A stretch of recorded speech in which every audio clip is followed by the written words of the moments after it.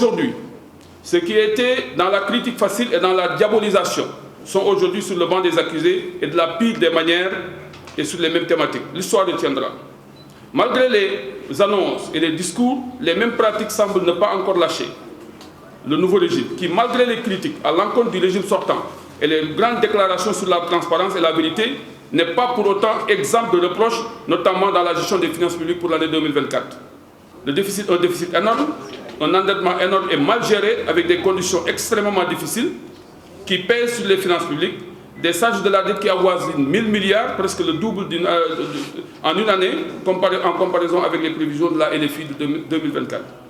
Une dégradation de la notation du Sénégal et un manque de transparence dans la gestion des décrets d'avance, les arriérés de paiement. Il est clair que si la Cour des comptes avait procédé au même exercice pour l'année 2024, plusieurs failles notées dans la période concernée par l'audit pourraient faire surface. Mesdames, Messieurs, le bilan des 10 mois du régime en place est loin d'être fameux. Et les perspectives ne sont pas encore rassurantes pour le reste de l'année et du mandat. Le taux de croissance en prévision optimiste sur la période 2024-2029 en moyenne ne dépasse pas 6,5%. L'encours de la dette, avant la publication du rapport de la Cour des comptes, est projeté à 76% de notre PIB pour 2029. La solution semble être renvoyée aux Sénégalais à qui on demande de faire des sacrifices.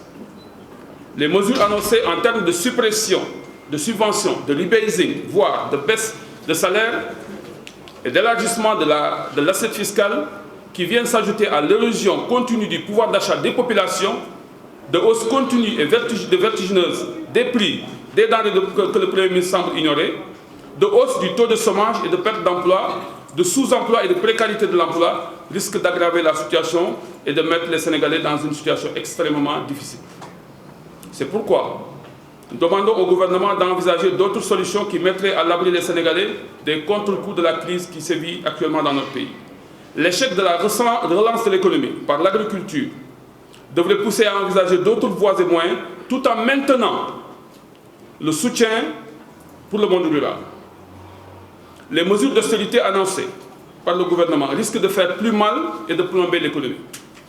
Il s'y ajoute le fait que les gouvernements précédents ne doivent pas faire plus que le régime actuel en termes de soutien aux Sénégalais.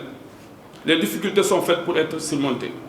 Nous saluons l'idée déjà envisagée de mettre le secteur privé au cœur de l'action de production et de création de richesses et de promouvoir la liberté économique. La rationalisation de l'organisation de l'État ne doit pas se faire dans une optique budgétaire, mais dans une optique de recherche d'efficacité, d'efficience de l'action publique dans un contexte de gestion assis sur les résultats. Les Sénégalais attendent des solutions qui ne les éprouvent pas davantage. C'est en ce sens que le gouvernement devra améliorer sa communication. C'est pourquoi nous développons quelques pistes qui pourraient permettre de faire face à la situation. Concernant la dette, il faudra poursuivre ou reprendre l'audit afin de mieux cerner la dette bancaire et les tirages sur les ressources externes. Sur ce plan, le travail de la Cour devra être amélioré. Il faudra titriser l'essentiel de la dette bancaire et l'intégrer dans le stock de la dette à long terme, dans le cadre d'une négociation sous l'arbitrage de la BCEAO.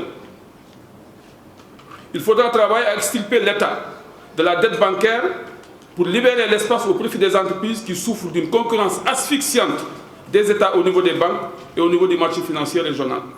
Concernant les arriérés de paiement, il faudra trouver un moyen de les apurer le plus rapidement possible pour permettre aux entreprises de souffler, de relancer leurs activités et de payer les dettes auprès des créanciers, que ce soit fournisseurs ou banques.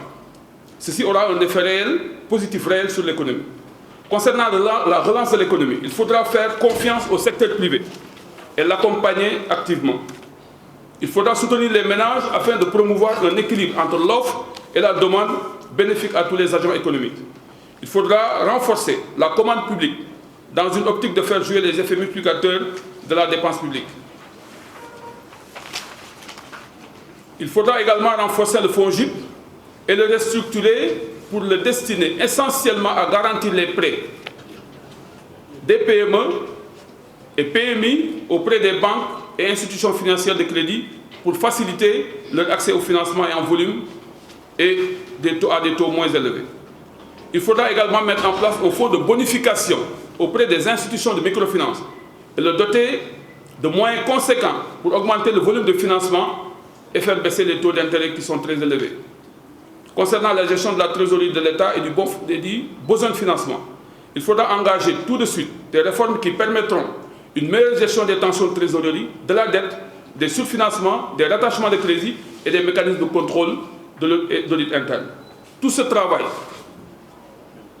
ne pourrait se faire dans un climat de tension. C'est pourquoi nous appelons le gouvernement à plus de sérénité, à plus de lucidité, à plus d'humilité, à plus de respect des droits des Sénégalais, à plus d'ingéniosité pour arriver à bout des problèmes. Les problèmes sont nombreux, mais les solutions existent et il faut savoir les trouver ou les inventer. Pour ce qui nous concerne, nous optons pour une approche solution. Nous n'entendons pas nous positionner en guetteur de faux pas de nos adversaires ou de nos concurrents. Nous n'entendons pas travailler en permanence sur leurs faiblesses, en ce sens que cela n'apporte pas de la valeur ajoutée pour les populations. Nous allons travailler sur les problèmes des Sénégalais et leurs causes et y apporter des solutions, des propositions de solutions. Il est clair que nous serons très vigilants. Inch'Allah. Nous entendons être la voix des sans-voix et renforcer notre présence aux côtés des populations pour contrôler le gouvernement et propager la bonne information. Nous entendons être une force de proposition et constituer une alternative crédible à travers Sopi Sénégal. Ce que nous attendons du régime, c'est la préservation des acquis démocratiques et le respect des droits des Sénégalais. Une ouverture et un apaisement du jeu démocratique, une protection de l'état de droit et une indépendance réelle de la justice, mais également un respect du droit à l'information plurielle qui est garanti par la Constitution. Je vous remercie de votre attention.